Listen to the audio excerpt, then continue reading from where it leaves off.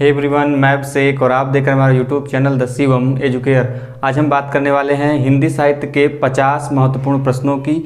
जी हाँ, जो कि आपके सभी प्रतियोगी परीक्षाओं जैसे यूनिवर्सिटी के एंट्रेंस एग्जाम, साथ ही एसएससी, बैंक, रेलवे सभी एग्जामों में मैक्सिमम पूछे जाते हैं। उन्हीं प्रश्नों को हम देखेंगे और इस वीडियो में हम आज प्रमुख 10 प्रश्नों की चर्चा करेंगे जो आपके लिए काफ़ी ज़्यादा इंपॉर्टेंट है। और वीडियो के लास्ट में कुछ प्रश्नों को हम आपके लिए रखेंगे जो आपको कमेंट बॉक्स में उसका उत्तर बताना है। तो आज की वीडियो शुरू करते हैं। तो आज का सबसे प्रथम प्रश्न है कि नवजागरण का अग्रदूत किसे कहा जाता है। तो नवजागरण का अग्रदूत कहा जाता है भारतेंदु हरिश्चंद्र को। कई बार एग्जाम में यह प्रश्न आया हुआ है कि नवजागरण का अग्रदूत किसे कहा जाता है। तो नवजागरण का अग्रदूत कहते हैं भारतेंदु हरिश्चंद्र को। इनसे एक प्रश्न आपको और भी पूछा जाता है कि भारतेंदु हरिश्चंद्र से संबंधित एक प्रश्न है जो कि आपको पूछा जाएगा कि आधुनिक हिंदी का जनक किसे कहते हैं। आधुनिक हिंदी का जनक किसे कहा जाता है। तो आधुनिक हिंदी का जनक भी भारतेंदु हरिश्चंद्र को कहा जाता है। और साथ ही में ध्यान रखेंगे कि नवजागरण का अग्रदूत भी किसे कहते हैं, भारतेंदु हरिश्चंद्र को। अगले प्रश्न की तरफ बढ़ते हैं कि बिहारी किस शासक के दरबारी कवि थे। तो बिहारी शासक थे राजा जय सिंह। कौन? राजा जय सिंह थे, यह उनके दरबारी कवि थे। कई बार इससे प्रश्न बना है, आपके एग्जाम में देखने को मिलेगा कि राजा जय सिंह के दरबारी कवि कौन थे। तो बिहारी थे और ये कृष्ण भक्ति शाखा के प्रमुख कवि माने जाते हैं।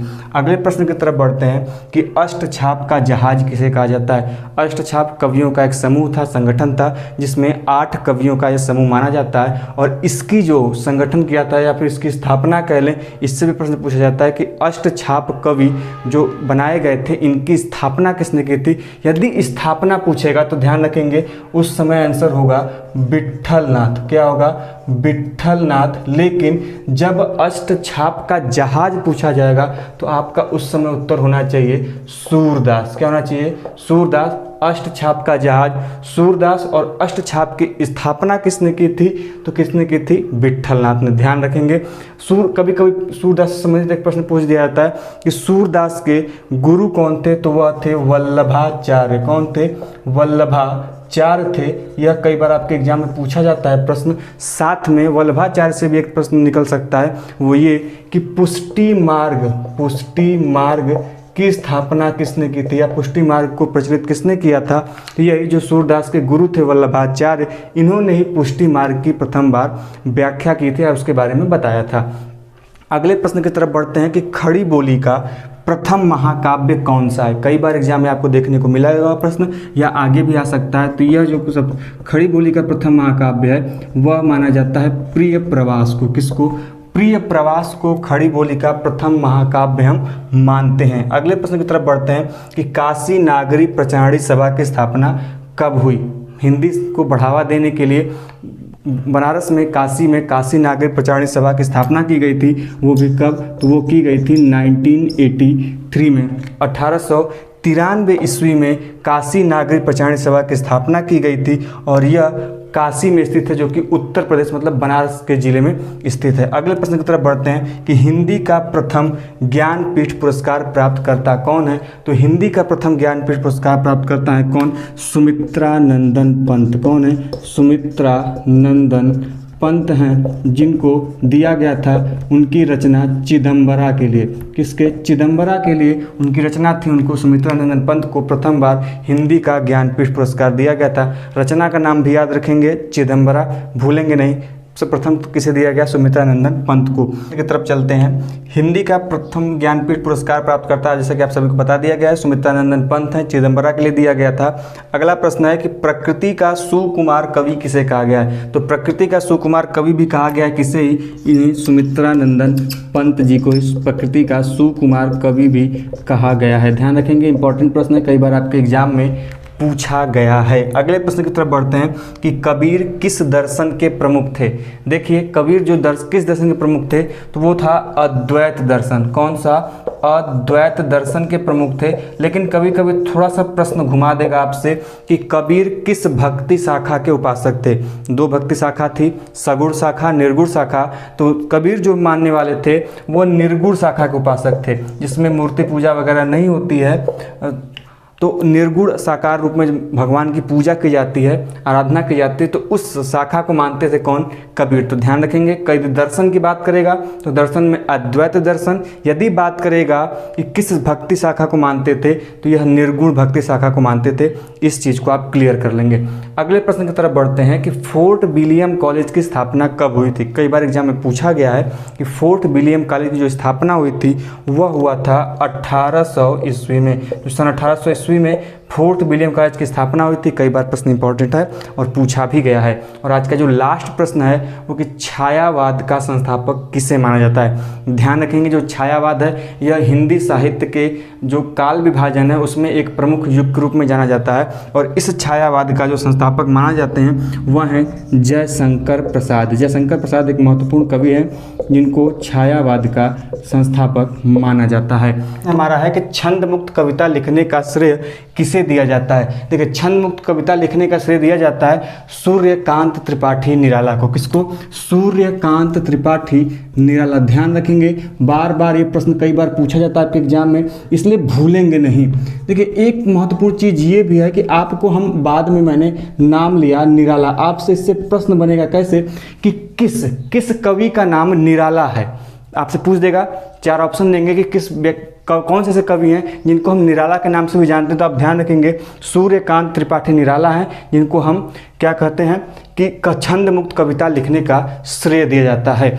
अगले प्रश्न की तरफ बढ़ते हैं, जो कि हमारा अगला प्रश्न है कि खड़ी बोली का प्रथम महाकाव्य कौन सा है? तो खड़ी बोली का प्रथम महाकाव्य जो है वह है आपका प्रिय प्रवास। ध्यान रखेंगे, कई बार आपके एग्जाम में पूछा गया है और इम्पॉर्टेंट भी है, अन्यथा आप गलत करके चले आएंगे। ध्यान रखेंगे, जो यह प्रिय प्रवास है कौन सी बोली? ध्यान रखेंगे, खड़ी बोली। तो खड़ी बोली का प्रथम महाकाव्य, जिसको हम लोग इंग्लिश में बोलते हैं इपिक, तो इपिक बोल रहे हैं इंग्लिश में, या फिर हिंदी में बोले महाकाव्य। तो खड़ी बोली के हिंदी का प्रथम महाकाव्य कौन सा था? वह था प्रिय प्रवास। ध्यान रखेंगे। अब आपके लिए क्वेश्चन यह है कि प्रिय प्रवास की रचना किसने की थी? यह आपको कमेंट बॉक्स में कमेंट करके बताना है।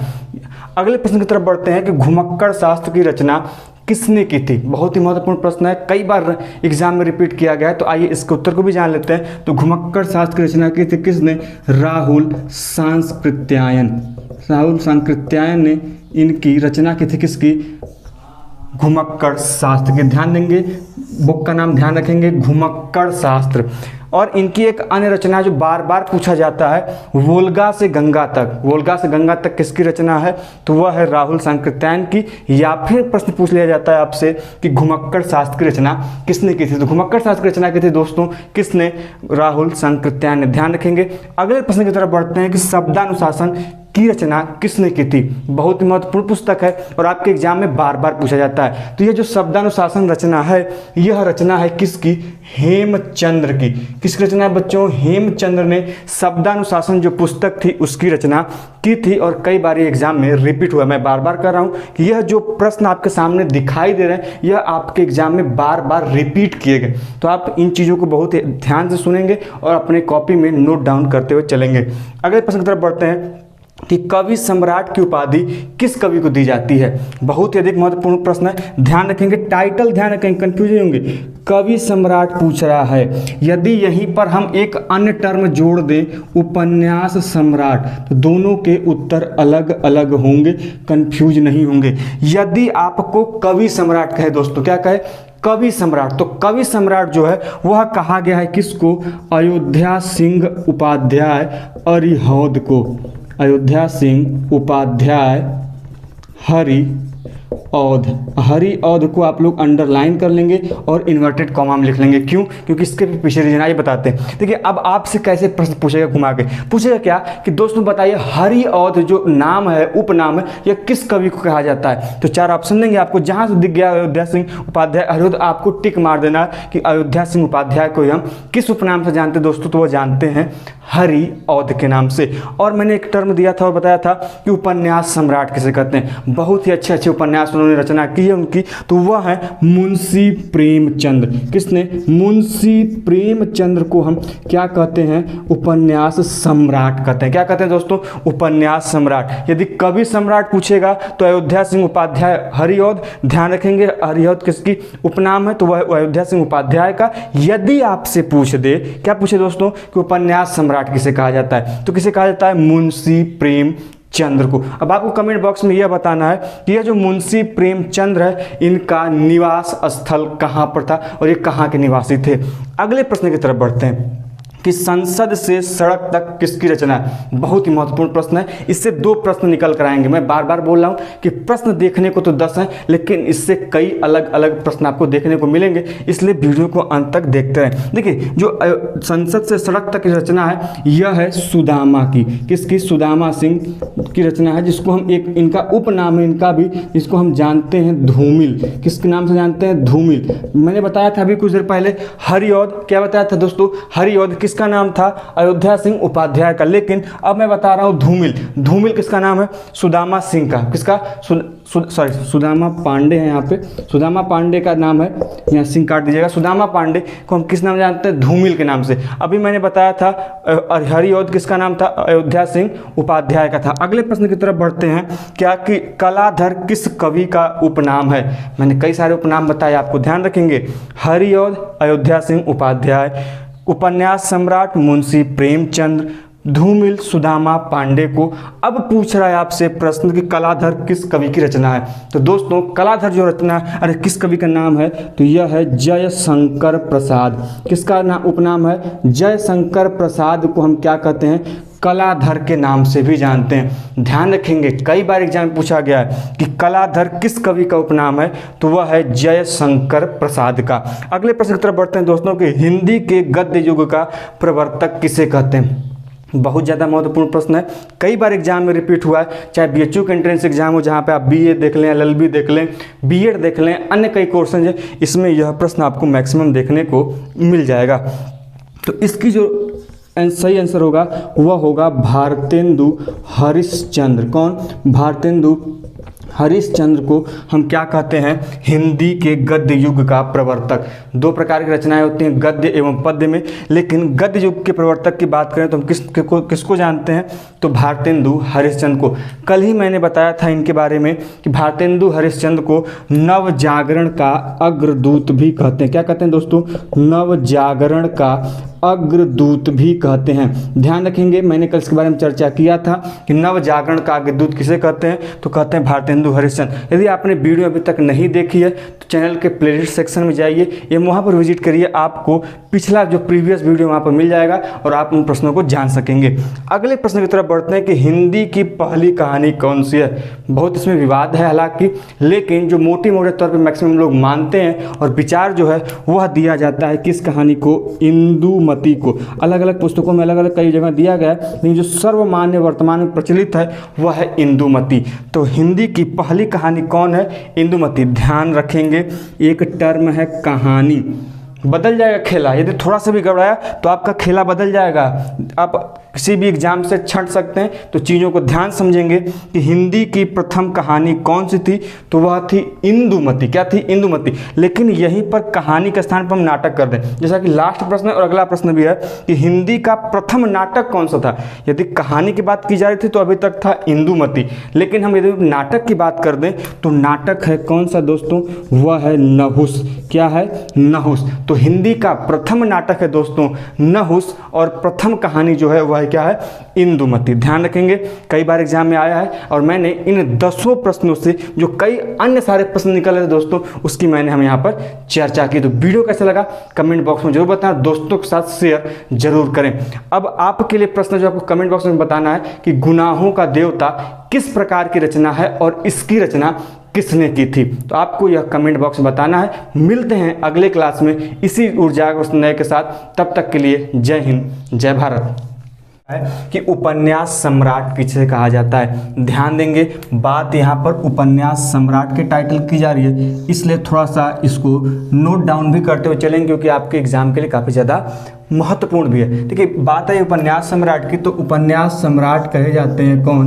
मुंशी प्रेमचंद, ध्यान रखेंगे, मुंशी प्रेमचंद्र को उपन्यास सम्राट की उपाधि प्रदान की गई है। तो ध्यान रखेंगे मित्रों कि मुंशी प्रेमचंद को क्या कहा जाता है, उपन्यास सम्राट कहा जाता है। अगले प्रश्न की तरफ बढ़ते हैं कि हिंदी का प्रथम उपन्यास। अभी हमने बात की उपन्यास सम्राट की, तो मुंशी प्रेमचंद, अब बात आई है कि हिंदी का प्रथम उपन्यास कौन था। तो दोस्तों हिंदी का जो प्रथम उपन्यास माना जाता है, इसको लेकर काफ़ी विवाद है। हालांकि जो आप सर्वसम्मत है, जो मैक्सिमम लोग मानते हैं, और आपको जो टिक लगाना है आंसर के लिए, वह माना जाएगा आपका सही उत्तर परीक्षा गुरु। क्या माना जाएगा दोस्तों, परीक्षा गुरु। और परीक्षा गुरु क्या है कि यह प्रथम क्या माना जाता है, उपन्यास हिंदी का माना जाता है। अगले प्रश्न की तरफ बढ़ते हैं कि प्रकृति का सुकुमार कवि किसे कहा जाता है। तो ध्यान दे दोस्तों, अब एक टाइटल आया है, एक उपाधि आई है, सुकुमार कवि।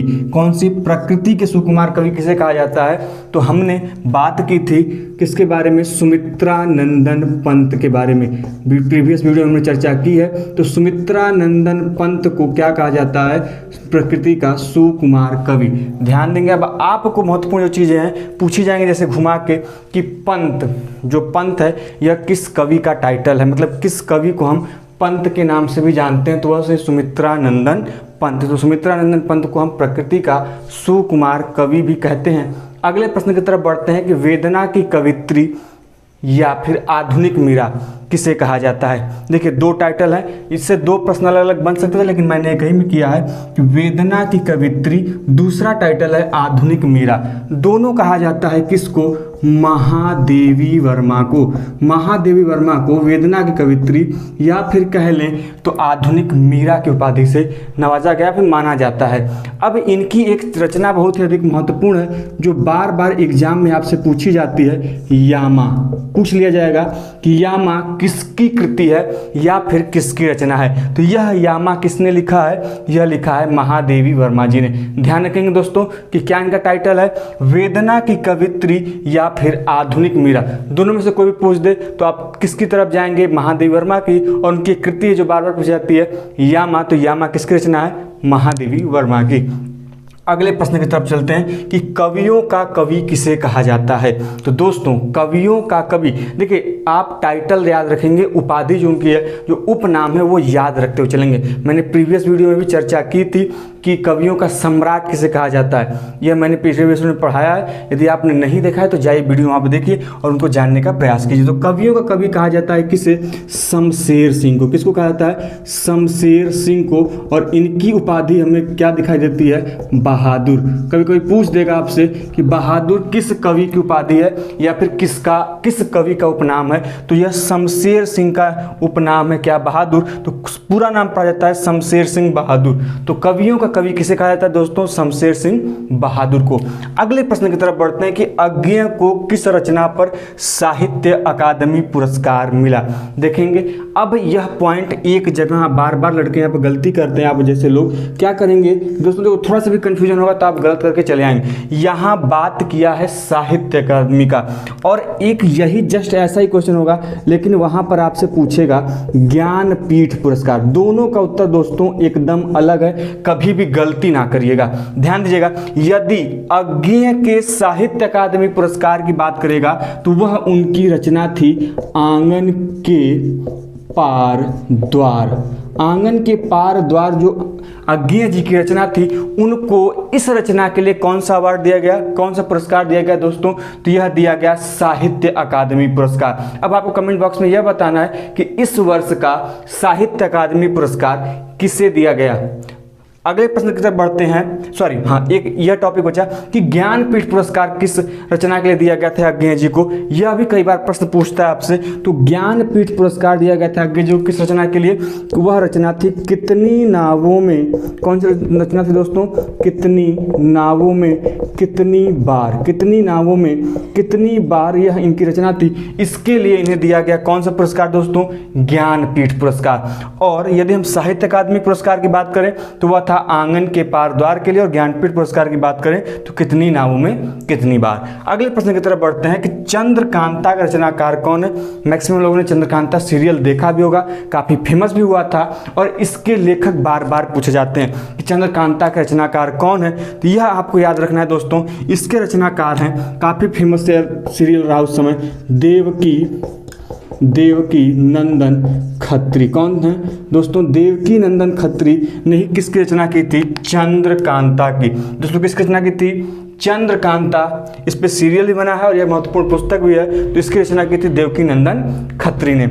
आगे की तरफ बढ़ते हैं कि कामायनी में कुल कितने सर्ग हैं। दोस्तों कामायनी में सर्ग पूछा है। सर्ग एक प्रकार का पाठ या फिर चैप्टर की तरह होते हैं। तो कामायनी में कुल सर्गों की संख्या कई बार पूछ ली जाती है, 15।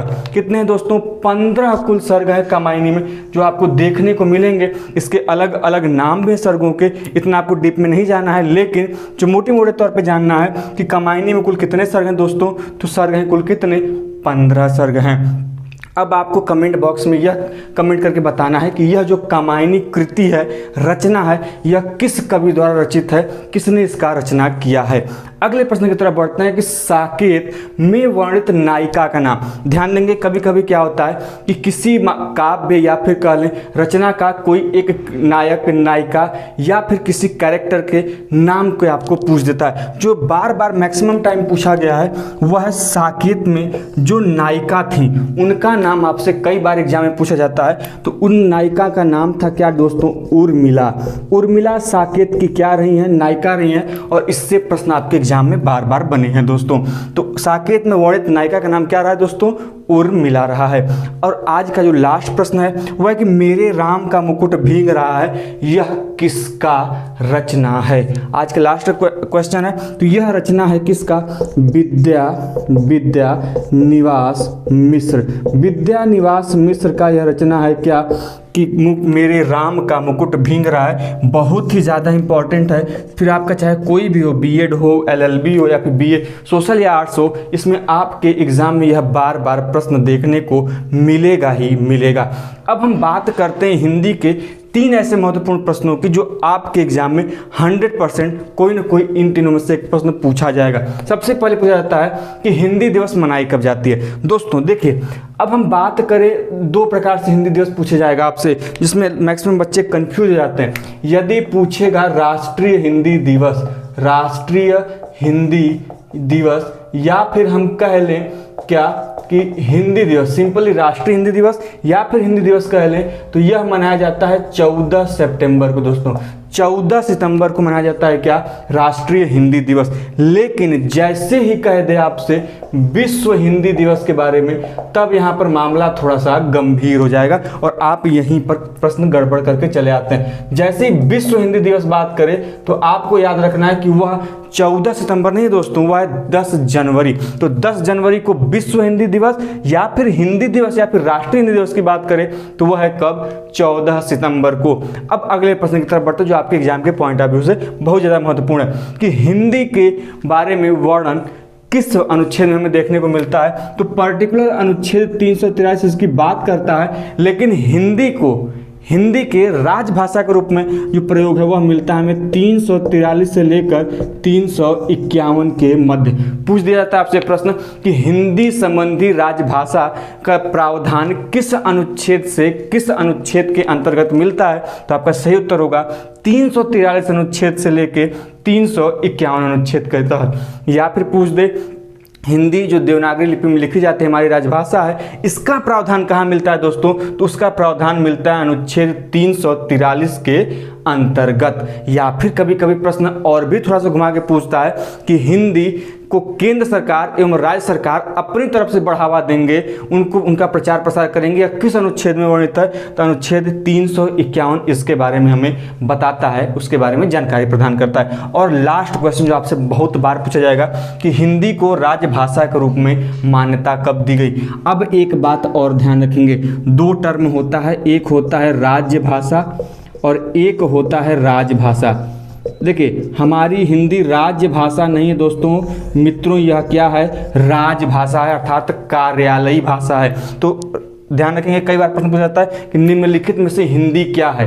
राजभाषा, राज्यभाषा, दो अन्य ऑप्शन दे देंगे, तो ध्यान रखेंगे राज्यभाषा नहीं है, राजभाषा है। राजभाषा का मतलब कार्यालयी भाषा, अर्थात जो ऑफिस या फिर कार्यालय में यूज होते हैं वह राजभाषा होती है। और इस राजभाषा के रूप में इसे मान्यता दी गई थी कब दोस्तों, तो वह दिया गया था 14 सितंबर 1949 को। कई बार यह प्रश्न आपको एग्जाम में देखने को मिलेगा। अब देखिए इनमें भी दो प्रकार के प्रश्न देखने को मिलेंगे। कैसे कि राजभाषा के रूप में किस वर्ष दिया गया, वर्ष की बात करेगा तो 1949, किस दिन कहेगा तो 14 सितंबर, या फिर टोटल पूछेगा तो 14 सितंबर 1949 तक में। तो हमने इस प्रकार से हिंदी के महत्वपूर्ण प्रश्नों की जानकारी प्राप्त कर ली। तो वीडियो कैसा लगा कमेंट बॉक्स में जरूर बताएं और दोस्तों के साथ शेयर करना बिल्कुल ना भूलें। मिलते हैं ऐसे इंटरेस्टिंग वीडियो के साथ नेक्स्ट वीडियो में, तब तक के लिए जय हिंद, जय भारत।